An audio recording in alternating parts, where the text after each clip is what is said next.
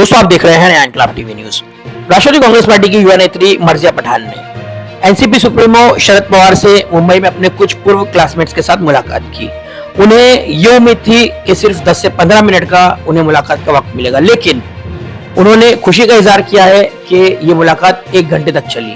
उन्होंने शरद पवार साहब की राजनीतिक समझ की भी तारीफ की है।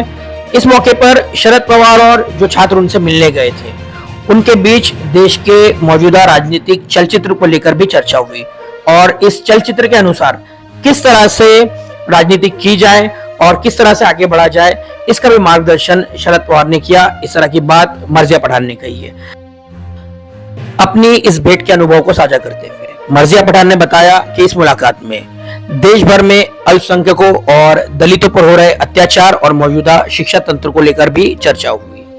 मर्जिया पठान का कहना है कि मौजूदा पीढ़ी पर एक बहुत बड़ी जिम्मेदारी है कि वो अपना इतिहास बचाएं, क्योंकि एनसीईआरटी का वो सिलेबस अब आहिस्ता आहिस्ता बदला जा रहा है जो कि देश की एक बेहतरीन तस्वीर पेश करता था और जो छात्र हैं उन्हें एक बेहतरीन शिक्षा मिलती थी जो कि एकता और अखंडता की तरफ ले जाती थी। लेकिन अब सिलेबस को चेंज करके उसमें नफरत भरी बातें भरने की कोशिश की जा रही है, अपनी मर्जी का इतिहास लिखने की कोशिश की जा रही है।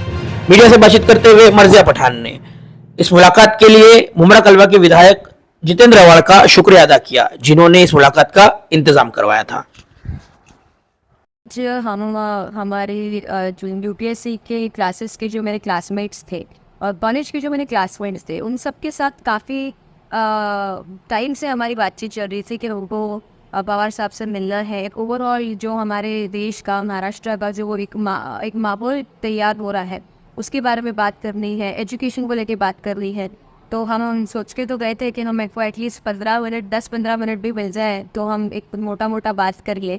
But luckily he is a legend as people से। हमको पूरा 1 घंटा उनसे बात करने का मौका मिला और हमने 1-1.5 घंटा उनसे आराम से बैठकर एजुकेशन, हेल्थ केयर, जो भी डेवलपमेंट है, वुमेन एम्पावरमेंट, ये सारी चीज़ों के बारे में हमने उनसे बहुत बात की, एकदम जम की बात की कि कैसे इम्प्लीमेंट किया जा सकता है। कि अभी तक के हम अगर स्टेम एजुकेशन के बारे में भी सोचे, साइंस टेक्नोलॉजी ये सब के बारे में भी, हम बड़ी एजुकेशन के बारे में भी सोचे तो पर अभी तक की बेसिक एजुकेशन भी फुलफिल नहीं हो पा रही है। बच्चों की लोग ड्रॉप आउट हो रहे हैं, गर्ल्स ड्रॉप आउट हो रहे हैं, women security, safety, health care के म्यूनसिपल हॉस्पिटल्स को कैसे मैनेज होना चाहिए, क्यों कैसा फेलियर हो रहा है।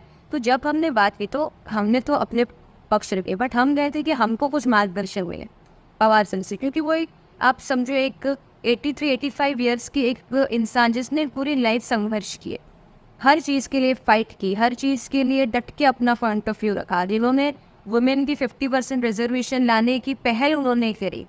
तो उनसे हमको राय मशवरा चाहिए कि हम कैसे लेके आगे बढ़े यूथ को, यूथ के लिए क्या मैसेज देना चाहते हैं वो। उन्होंने एज ए यूथ अपनी तो बात रखी, पर हमको उनसे सबसे जो एक महत्वपूर्ण बात जानने को मिली, सीखने को मिली, उन्होंने एक बात बोली कि डेवलपमेंट तो अभी आप डेवलपमेंट ठीक है, नीड ऑफ द आवर है ही, बट अभी जो सबसे ज़्यादा ज़रूरी है और जो सबसे बड़ा मुद्दा है वो जो है वो कम्युनलिज्म है। कि जैसे जात पात पे और रिलीजन पे एक दूसरे से नफरत करना, झगड़े करना, ये जो इतना डीप रूटेड हमारे देश में फैल चुका है कि इस पर अगर काम नहीं किया गया तो हम लोग जितना पीछे आए हैं, ऑलरेडी हम लोग पीछे आ गए हैं और पीछे चले जाएंगे। तो जहाँ से शुरू किया था वहीं से वापस से शुरू करना पड़ेगा। मैडम, जिस तरीके से मुसलमान को टाइगर बनाया जाता है हिंदुस्तान में, तो उसको लेकर आपको इनसे कुछ बातचीत? जी, इसी बारे में कि इस्लामोफोबिया, अभी हम माइनॉरिटीज़ में आ रहे, तो माइनॉरिटीज़ को लेकर भी हमारी बहुत बात हुई उनसे। और and he is a secular leader, उनकी आइडियोलॉजी ही उनकी पहचान है। तो उन्होंने ये कहा कि यूथ, अभी हमारी generation is the last generation, क्योंकि हमारे सिलेबस में हम लोग पास आउट 2014 से पहले पास आउट होना है हम लोग 10th, तो उस टाइम पे एनसीईआरटी की सिलेबस को बदला नहीं गया था। तो हमने जो पढ़ा लिखा, हमने एकता और सेक्युलरिज्म और ये सब उस टाइम पे उतना हाइक पे नहीं था। इट ऑल केम आफ्टर 2015-16 ये सारी चीज़ें आना ज़्यादा चालू। तो हमारी बात की जो जनरेशन है वो अभी, जैसे एक हमारे कलीग है जो हमारी टीम में जो यूपीएससी खुलने से ही कर रहे हैं, वो बताते हैं कि वहाँ पे ऐसे ओपनली इंस्टीट्यूशंस में लोगों को इस्लामोफोबिया के बारे में सिखाया जाता है, वो कितना ओपनली हेट को वहाँ पर फैला रहे हैं। तो ये सारी चीज़ों के बारे में आती है कि यूथ, अगर जो हमारी जनरेशन के लोग हैं, अगर बाहर आके अमन की बात नहीं करेंगे, अगर पीस और सेक्युलरिज्म नहीं फैलाया गया, फिर डेवलपमेंट तो छोड़ ही दो सर, डेवलपमेंट तो छोड़ दो। अगर आप सेफ और सिक्योर ही नहीं फील करते हो अपनी कंट्री में एक दूसरे के साथ, तो डेवलपमेंट कहाँ से होगा? ये सारी चीज़ों को लेकर हमारी से बहुत देर तक बात हुई, बहुत कुछ हमको उनसे सीखने के लिए मिला। एजुकेशन, हेल्थ केयर, ये सारे डिपार्टमेंट के बारे में हमने उनसे जितनी हो सकी उतनी बात की। उन्हें सबके लिए सुझाव भी अपने थोड़े थोड़े देने दिए, पर फिलहाल उनको कह रहे हैं कि सबसे ज़्यादा हमको अगर कोई इस चीज़ पे फोकस करना चाहिए तो वो अमन फैलाने पे करना चाहिए, एकता फैलाने पे करना चाहिए। वंसन जैसे कि देवन है कि आप इससे पहले भी दुनिया में नशे और कचरे के खिलाफ आपकी आवाज़ उठाई। अब जैसे कि आपके माइंड में ये निंदा है कि सबसे पहले इस्लामिक सोसाइटी के बारे में बात करिए से, तो अभी आपकी क्या कहेंगे इस सारे मुद्दों? हम लोग देखिए, जब भी हम स्टेट की रक्षा करेंगे तो ऑटोमेटिकली हमारे साथ स्टेट की जितनी भी सिटी आती है वो सुरक्षित हो जाएगी। तो अभी हम शरद पवार जी से बात कर रहे हैं तो हम ये सारी बातें की, उसके अंदर ऑटोमेटिकली हमें साथ साथ में ड्रग्स, हॉस्पिटल, एजुकेशन, ये सारी चीज़ें इन जनरल, सिर्फ अभी आप मुंगरा में ही नहीं है ना, पूरे इंडिया में काफ़ी सारी जगहों पर ड्रग्स है, तो हमने इन जनरल ड्रग्स पे बात की है, इन जनरल हमने एजुकेशन पे बात की है, इन जनरल हेल्थ केयर पे बात थी।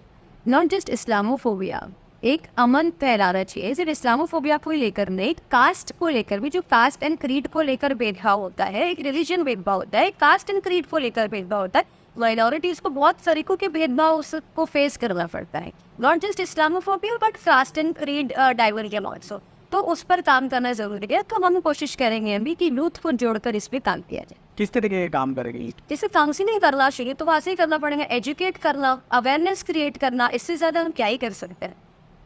मर्जिया मैडम, जिस तरीके से आप बता रहे शरद पवार साहब से हम की मुलाकात है, तो आप किसके साथ कहते हैं?